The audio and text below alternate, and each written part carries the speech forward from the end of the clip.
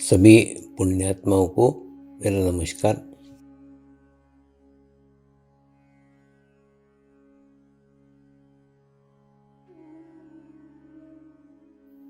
गुरुर्ब्रह्मा गुरुर्विष्णु गुरुर्देवो महेश्वरा, गुरु साक्षात् परब्रह्म तस्मै श्री गुरुवे नमः।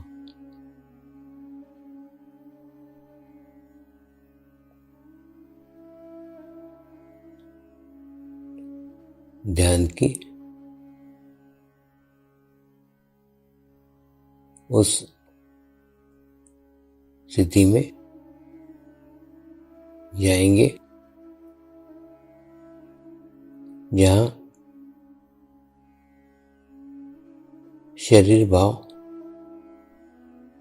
पूर्णतः समाप्त हो जाता है।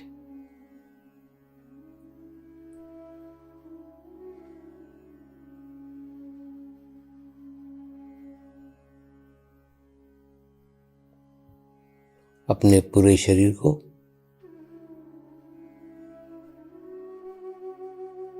पूर्णतः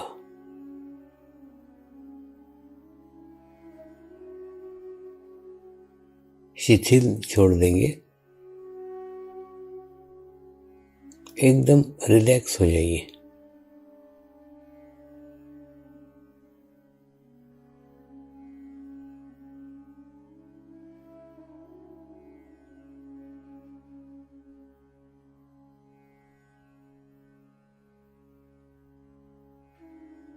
मेरे साथ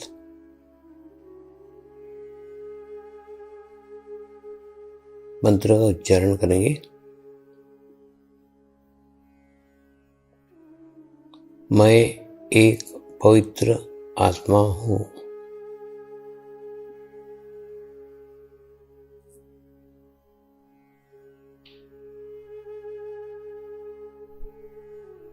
मैं एक शुद्ध आत्मा हूँ।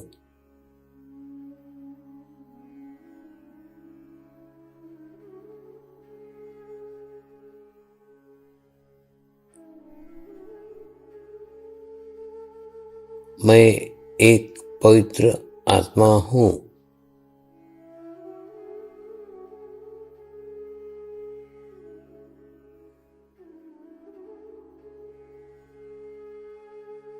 मैं एक शुद्ध आत्मा हूँ।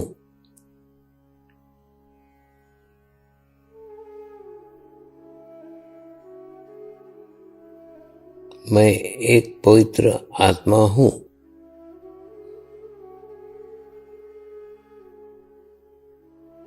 मैं एक शुद्ध आत्मा हूँ।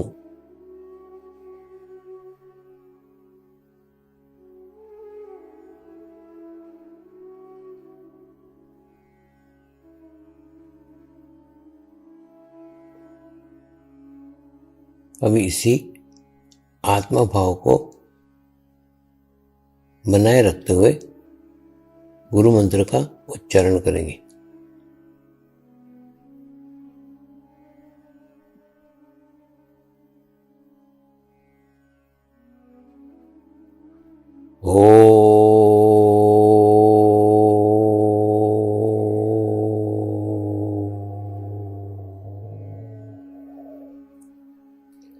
श्री शिवकृपानंद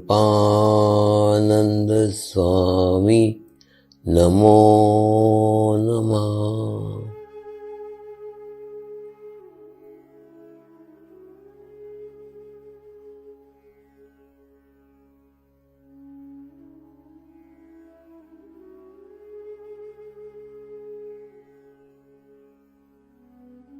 ओम श्री शिवकृपानंद स्वामी नमो नमः।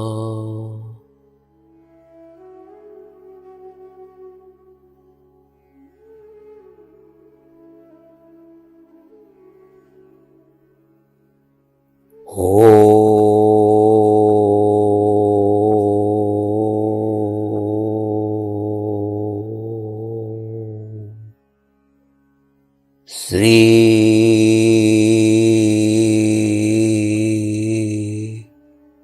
शिवकृपानंद स्वामी नमो नमः।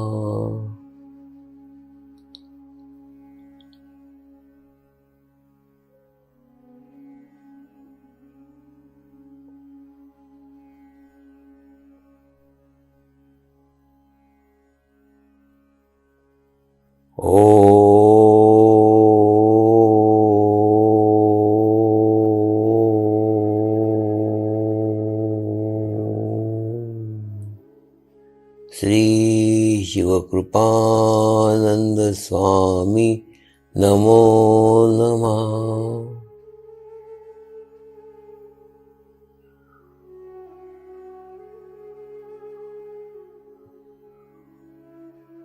ओम श्री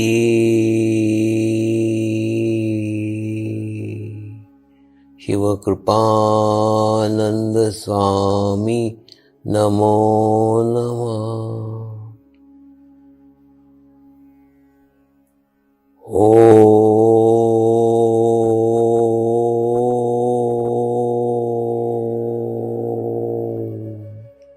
श्री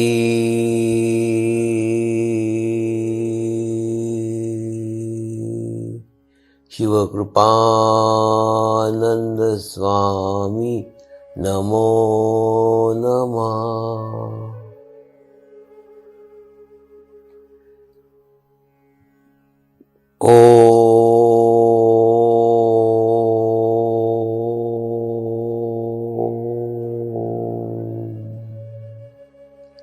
श्री शिवकृपानंद स्वामी नमो नमः।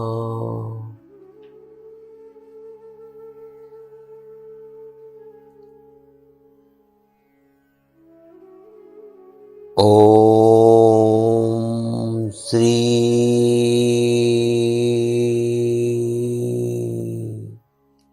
शिवकृपानंद स्वामी नमो नमः।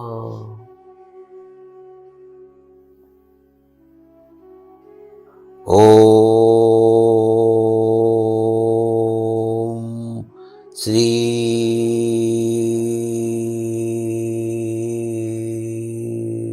शिवकृपानंद स्वामी नमो नमः।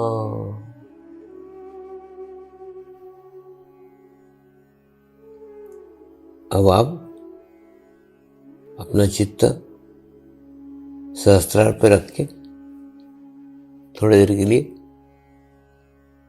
ध्यान में जाएंगे।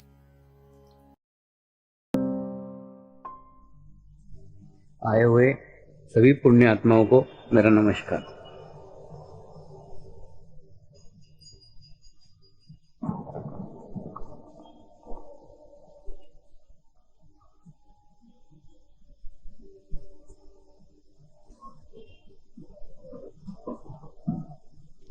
आज के कार्यक्रम की शुरुआत विजयनगर के राजा के एक कहानी से कर रहे हैं।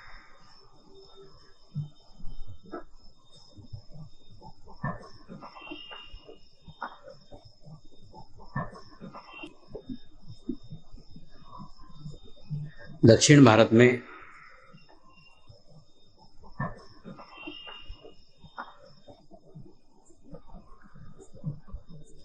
एक विजयनगर नाम का राज्य था।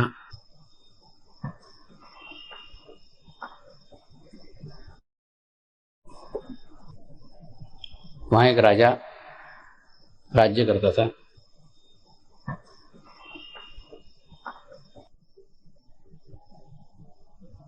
राजा निस्संतान था।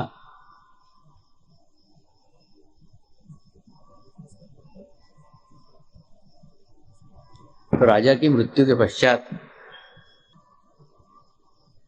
ये प्रश्न खड़ा हो गया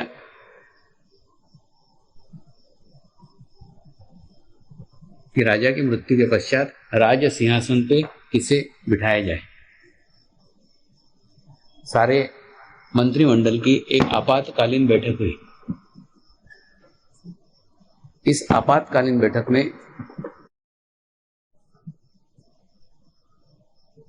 इस गंभीर समस्या पे विचार किया गया।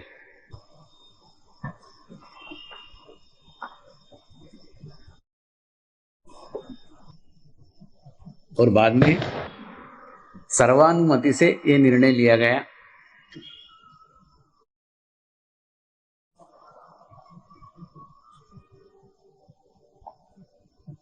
कि राज्य के राजगुरु के पास जाया जाए और वो जिस व्यक्ति को राजा के लिए नियुक्त करे उसे राजा मान ले।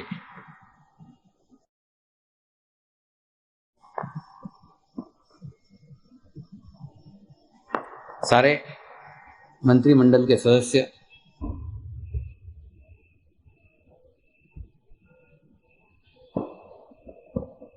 राजगुरु के आश्रम में गए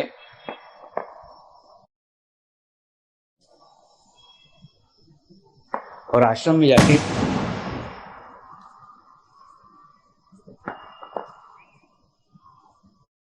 राजगुरु को चरण वंदना की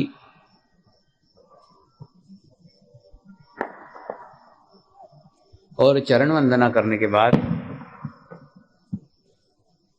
सबने उन्हें प्रार्थना की, हमारे देश के राजा की मृत्यु हो गई है और राजा निस्संतान होने से राज सिंहासन पे किसे बिठाया जाए ये प्रश्न खड़ा हो गया।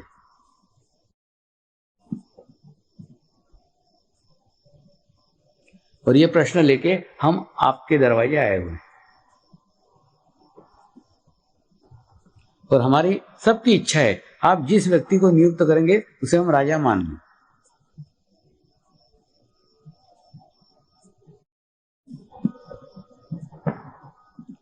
राजगुरु ने ध्यान किया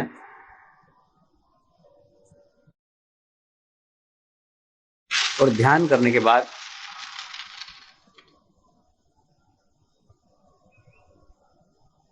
उन्हें कहा, कल सवेरे जो भी व्यक्ति इस नगर के सीमा में प्रवेश करेगा आप उसे राजा मान लीजिए।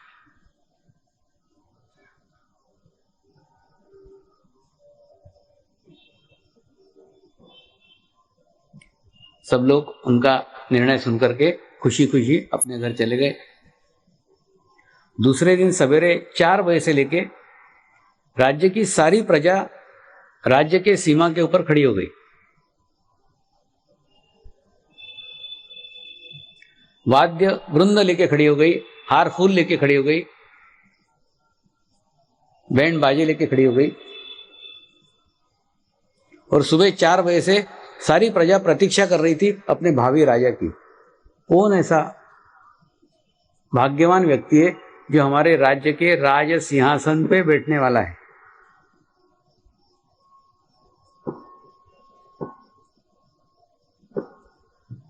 चार बज गए,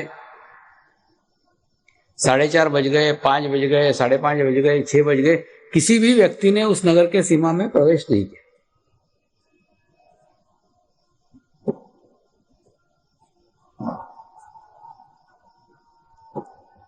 सब लोग प्रतीक्षारत थे।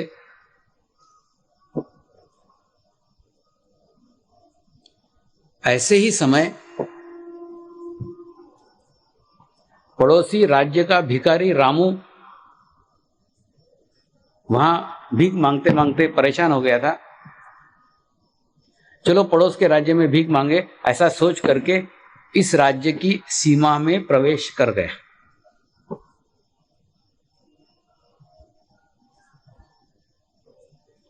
जैसे ही रामू भिखारी ने इस राज्य के सीमा में प्रवेश किया, तुरंत 2 सैनिक उसको हार डालने के लिए दौड़े और 2 सैनिकों को देख करके रामू घबरा गया, हाथ पैर फूल गए, हाथ पैर कांपने लग गए। उसने वापस भागना शुरू किया। उसने सोचा शायद इस राज्य में भिक्षावृत्ति पे मनाही है, भीख मांगना मना है, इसलिए मुझे पकड़ने के लिए आ रहे हैं। और रामू भाग निकला। बाद में अंततः जाके 2 सैनिकों ने जाके रामू को पकड़ लिया और तीसरे ने उसको हार पहना दी। महाराज महाराज महाराज। रामू भौचक्का रह गया। उसने कहा मैं महाराज महाराज कुछ नहीं हूं, मैं पड़ोसी राज्य का भिखारी हूं रामू। आपको कोई गलतफहमी हुई है। मैं वहां से भीख मांगते मांगते आपके राज्य में भीख मांगने के लिए आया हूं।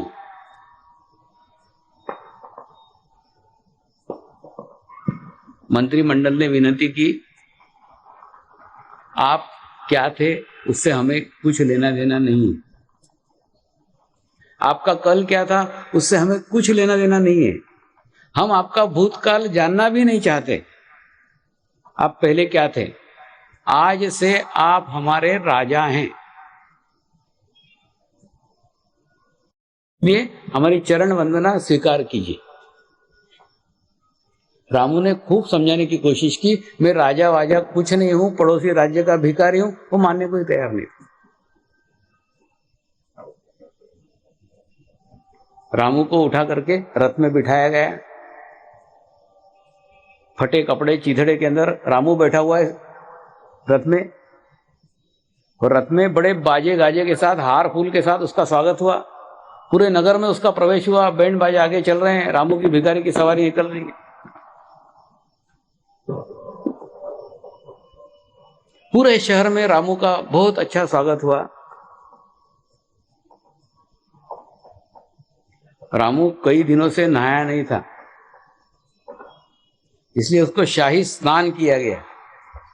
अच्छे अत्तर से नहलाया गया, अच्छे साबुन से नहलाया गया।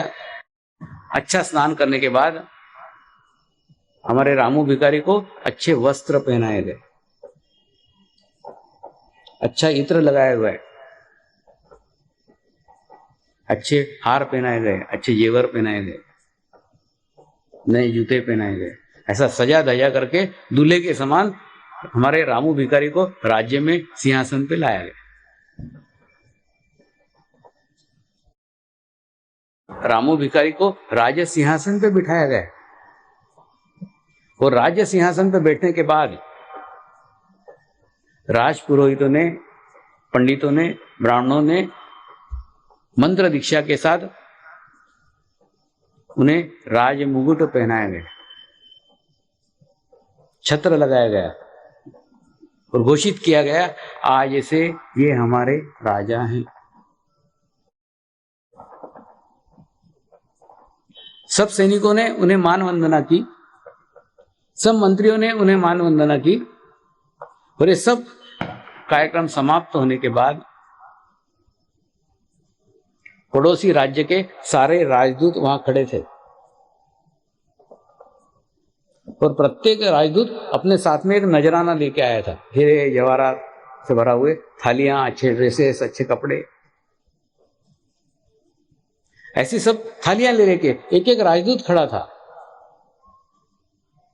और जैसे ही राजदूत हमारे रामू भिखारी के पास जाता था, और जैसे ही सिंहासन को नमस्कार करके राजदूत अपना नजराना पेश करता था, रामू भिखारी सिंहासन से खड़े रह के भीख मांगने लग जाता, दे दे दे दे दे दे। और राजदूत को समझ में नहीं आया क्या प्रकार है, ये राजा भीख क्यों मांग रहा है। वो भी घबरा गए। एक बार हो गया, दो बार हो गया, तीन बार हो गया, कोई भी राजदूत जैसे सामने आया, आते बराबर रामू के हाथ खड़े, दे दे दे दे दे दे। क्योंकि उसके शरीर को आदत थी, कोई भी धनाढ्य व्यक्ति दिखा कि उसको भीख मांगने शुरू कर देना, दे दे दे दे दे दे। 3-4 बार हुआ। बाद में रामू को रामू के ऊपर ही आत्मग्लानि होने लग गई। बहुत दुखी हुआ, बहुत परेशान हुआ। परमात्मा के असीम कृपा में मैं रामू भिखारी से रामू राजा बन गया, लेकिन मेरी भीख मांगने की आदत आज तक न छूटी। आज भी मैं खड़े रह के दरबार में भीख मांग रहा हूं। इससे बड़ी बदकिस्मती मेरी क्या हो सकती है। मैं राजा बनने के लायक ही नहीं हूं, मैं भिखारी अच्छा हूं।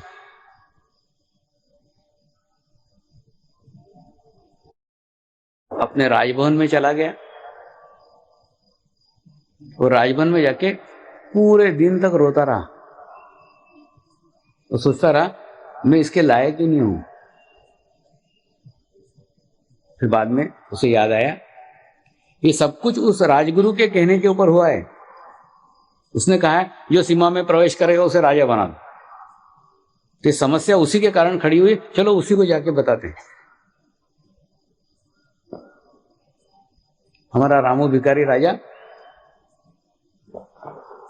राजगुरु के आश्रम में गया, राजगुरु को चरण वंदना की और अपना मुकुट उठा करके राजगुरु के चरणों में रख दिया। गुरुदेव मैं इसके उपयुक्त तो नहीं हूं, मैं पड़ोसी राज्य का भिखारी हूं, आपके कृपा में ये मुकुट मुझे पहनाया गया है, मुझे राजा बनाया गया है, मैं राजा बनाने के लायक ही नहीं हूं।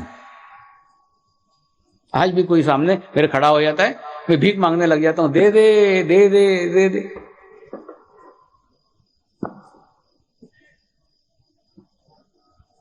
राजगुरु ने कहा मैंने कुछ नहीं किया है, जो कुछ हुआ है वो तेरे कर्मों के कारण हुआ है। तूने जो जीवन में अच्छे कर्म किए थे,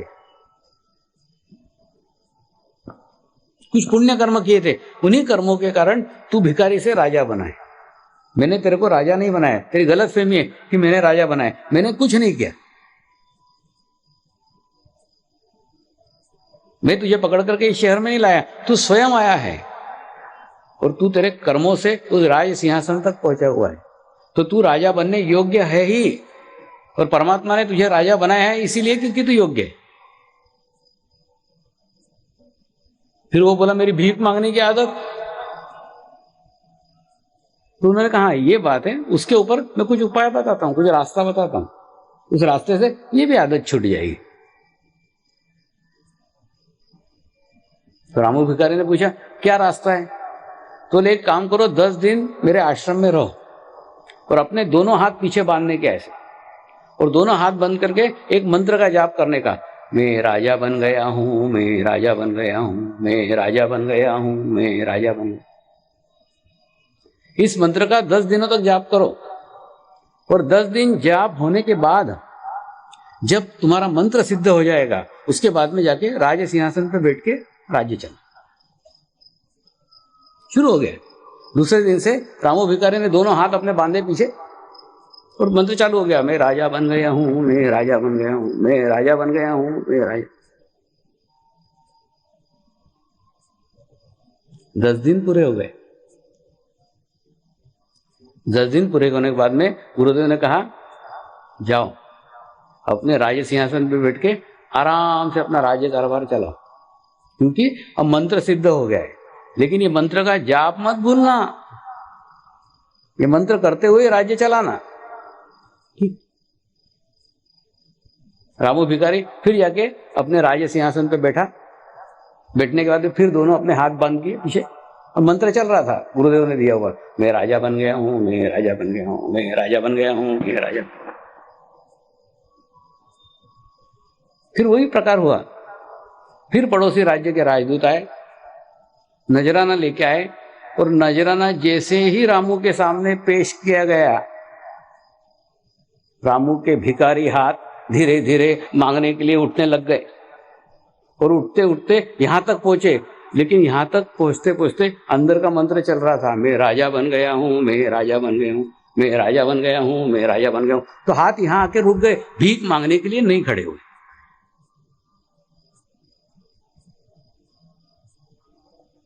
और बाद में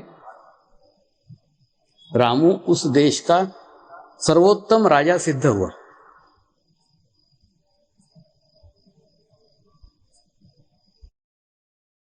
ये कहानी रामू भिखारी की नहीं है, ये आपकी कहानी है। रामू भिखारी की जगह स्वयं को रख के देख लो। ये रामू भिखारी नहीं, मैं आपके लिए कह रहा हूं, या आप हो। परमात्मा की असीम कृपा में आप भिखारी से राजा बन गए। लेकिन राजा बनने का कितना एहसास आपको है आप ही जाने। आज भी अगर आप रामू भिखारी जैसा भीख मांगोगे सिंहासन पे बैठ के, तो क्या फायदा है? आपकी कुंडलिनी शक्ति जागृत है जो कल न थी, और जागृत होने के बाद में आप स्वयं राजा बन गए हो। अब जो चाहो आप स्वयं कर सकते हो, किसी से भीख मांगने की आवश्यकता नहीं है। आपके घर में इलेक्ट्रिशियन ने कनेक्शन कर दिया है, अब आपके घर के लाइट आपको जलाने के हैं, दूसरे पे डिपेंड रहने की आवश्यकता नहीं है। लेकिन आपको सर्वप्रथम एहसास होना चाहिए कि आप भिखारी से राजा बन गए। आपके भीतर कोई आत्मा की जागृति हुई है, यह एहसास होना चाहिए। जो जन्म के साथ कुंडलिनी हमारे साथ थी, सुप्त अवस्था में थी, सोई हुई थी, वो आज जागृत हुई है, जगी हुई है। और जगने के साथ साथ भीतर और बाहर एक आमूल परिवर्तन होने की आवश्यकता है, और वो होता ही है। लेकिन उसकी शुरुआत आपको आपके अंदर के एहसास से करना होगी।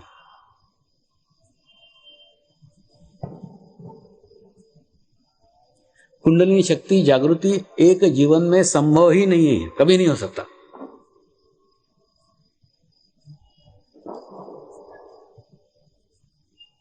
जन्मों जन्मों की शुद्ध इच्छा आपको इस जगह लेके आई हुई, इसलिए आपके योग्यता का मापदंड यही है कि आप यहां पहुंच गए।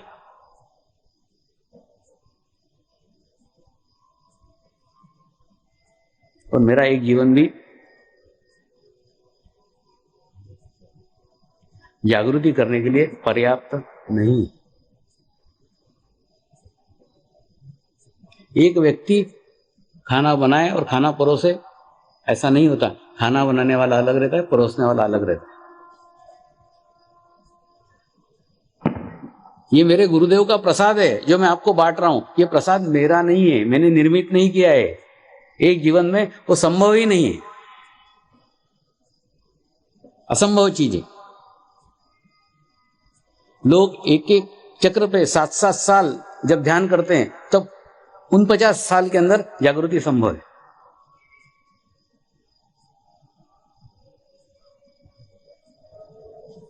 वो आपको आसानी से चंद दिनों के भीतर मिल गई।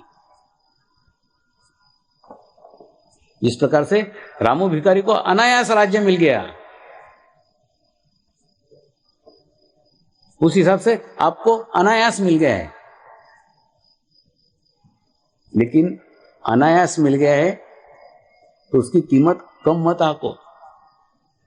आपके जीवन का सारा पुण्य यहां समाप्त हो गया, ये आपको मिल गया उसके अगेंस्ट। अब बैलेंस हो गए, संतुलित हो गए। इसके आगे का प्रोग्रेस अब आपको करने, आपको आपके पुण्य कर्मों के कारण, अच्छे कर्मों के कारण ये आपको प्राप्त हुआ है, अन्यथा ये प्राप्त न होता। तो सर्वप्रथम हमें प्राप्त कैसे हुआ, किस स्थिति में हुआ, उस स्थिति को अगर हम पहचानेंगे तो आगे की बात समझ में आएगी। पहली बात, ये कुंडलिनी शक्ति हमारे जन्म से हमारे साथ में थी, लेकिन गुरुदेव की कृपा हम पर तब बरसी जब हजारों की सामूहिक शक्ति के रूप में आए, कलेक्टिविटी में आए और शुद्ध इच्छा की जागृति की।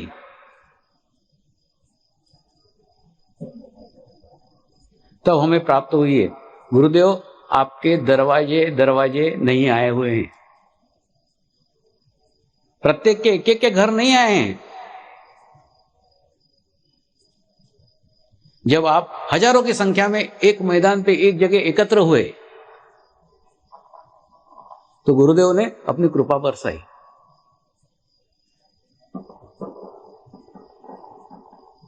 तो इसका मतलब सामूहिक शक्ति में जब हम रहेंगे तभी हमको विश्व चेतना प्राप्त हो सकती है, और प्राप्त हुई है।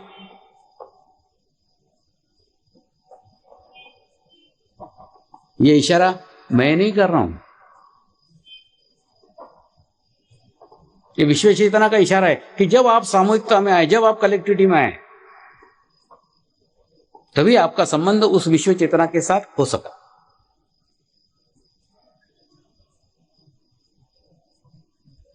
विश्व चेतना ने आपके साथ जुड़ने के लिए इस ध्यान के पद्धति का सहारा लिया, कोई ना कोई माध्यम चाहिए ना उसको आपसे जुड़ने के लिए, तो समर्पण ध्यान के माध्यम से वो विश्व चेतना आपके साथ जुड़ी, आपको अनुभूति हुई उसकी। लेकिन ये तब हुई जब आप सामूहिक शक्ति के रूप में आए। मैंने आपको बताया था परमात्मा की शक्ति सामूहिक शक्ति है, कलेक्टिविटी है।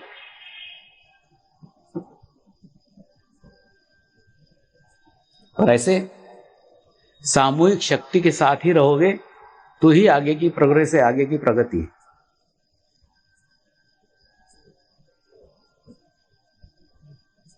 क्योंकि हमको ये सामूहिकता में आने के बाद प्राप्त हुआ, सामूहिकता में आने के बाद में विकसित हुआ, और सामूहिकता में आने के बाद में ही स्थायी होगा।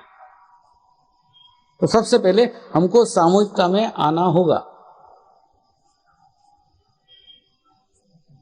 और सामूहिकता में आके हम सामूहिकता के ऊपर कोई उपकार नहीं कर रहे, कोई एहसान नहीं कर रहे हैं। आप एहसान कर रहे हैं अपने आप के ऊपर।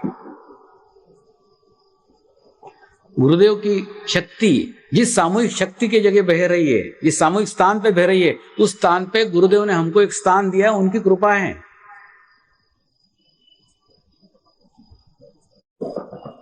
तो उन्होंने हम पे उपकार किया है कि उस सामूहिक शक्ति में हमको स्थान दिया, ताकि हम उस सामूहिक शक्ति के साथ उस शक्ति को प्राप्त कर सकें।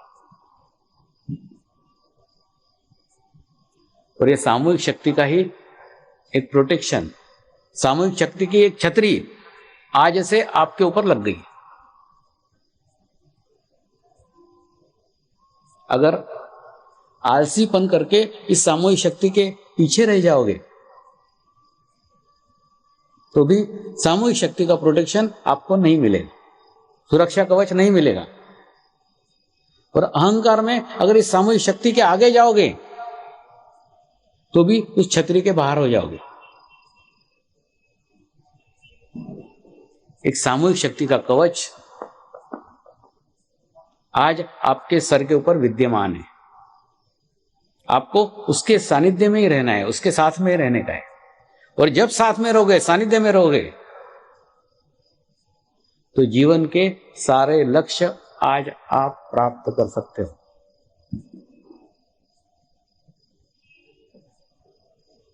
क्योंकि आपके लक्ष्य के पीछे 80,000 लोगों की सामूहिक शक्ति है।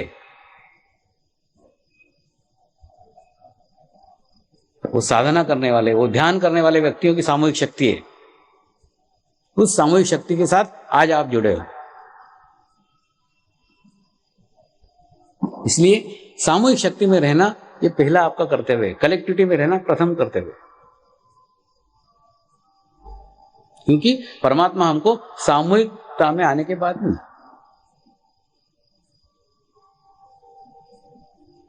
दूसरा परिवर्तन हमको ये करना पड़ेगा। जैसे भीख मांगने की प्रवृत्ति रामू की थी, उसी प्रकार से दूसरे के दोष देखने की प्रवृत्ति हमारी थी। मैं थी बोल रहा हूं, अब नहीं होना चाहिए। मैं अपेक्षा करता हूं आपसे कि अब नहीं होगी।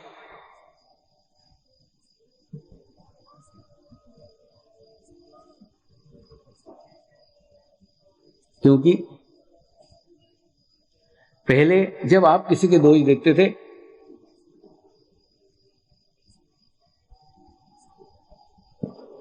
तो कोई विशेष फर्क आपके लिए उतना नहीं पड़ता था।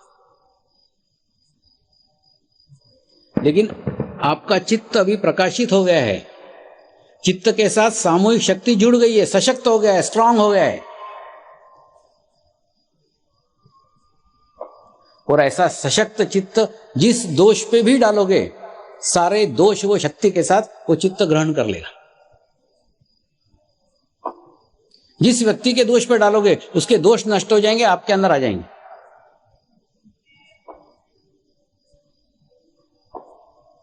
क्योंकि आपका चित्त सशक्त हो गया है, स्ट्रांग हो गया है, मजबूत हो गया है।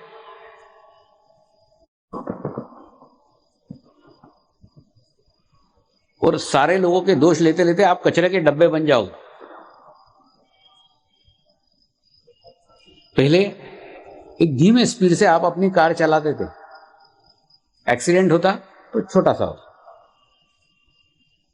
अब आपके कार को स्पीड प्राप्त हो गई है, और स्पीड प्राप्त होने के बाद में अगर ब्रेक लगाने की कला आपको नहीं मालूम है तो जाके ठोकोगे किसी को, खुद के भी हाथ पैर तोड़ोगे, दूसरे के भी तोड़ोगे।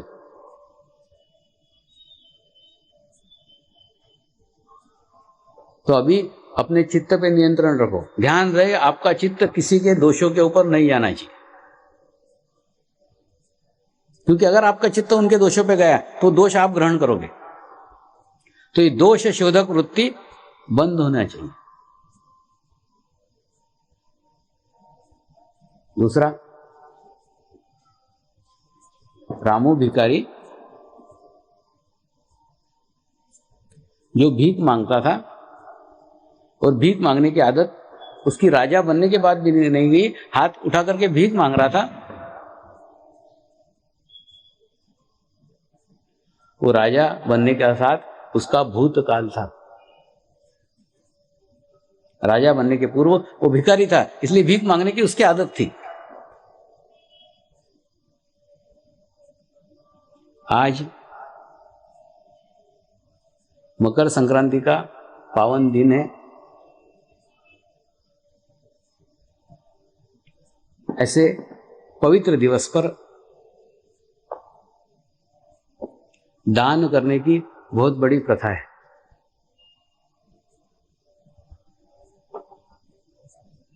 तो आज मौका भी अच्छा है।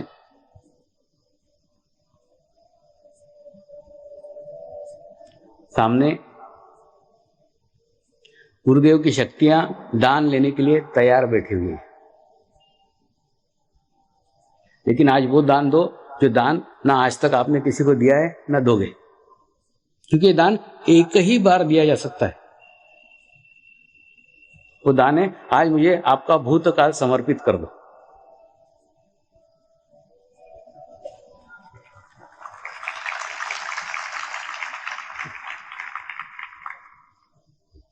आपके आत्मा ने नया जन्म लिया है,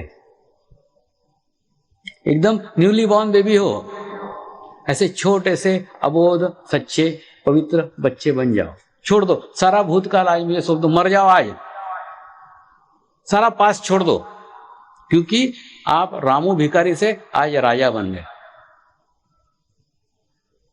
आज मुझे भूतकाल का दान दे दो, मैं आपको पूर्ण आश्वासन देता हूं, आपको स्वर्णिम भविष्य दूंगा।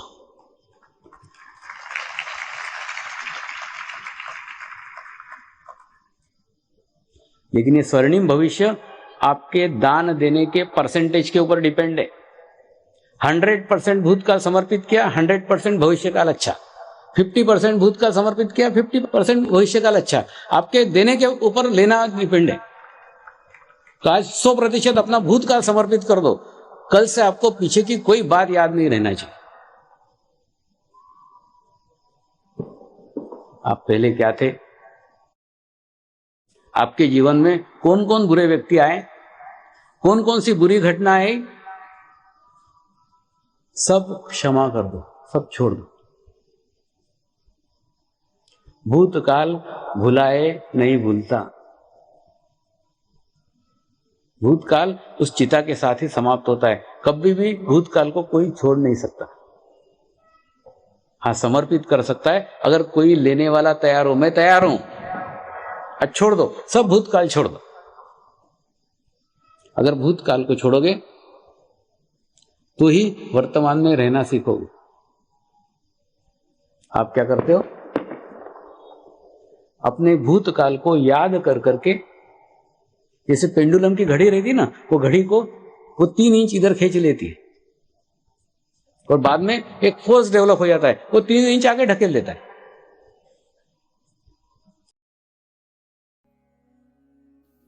अब हम प्रार्थना करेंगे सभी आत्माओं की आत्म उन्नति हो, आध्यात्मिक प्रगति हो। यही हमारी प्रभु से प्रार्थना है। नमस्कार। जय आत्मेश्वर।